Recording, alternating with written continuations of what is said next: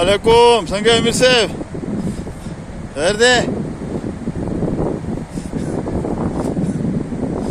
څنګه څه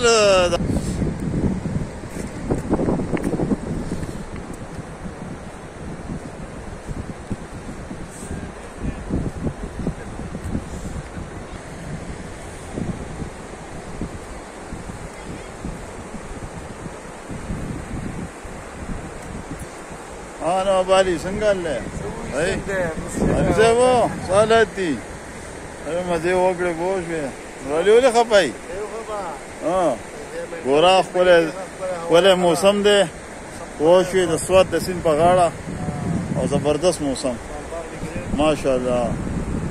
وګوره وړم راغلی خوشاله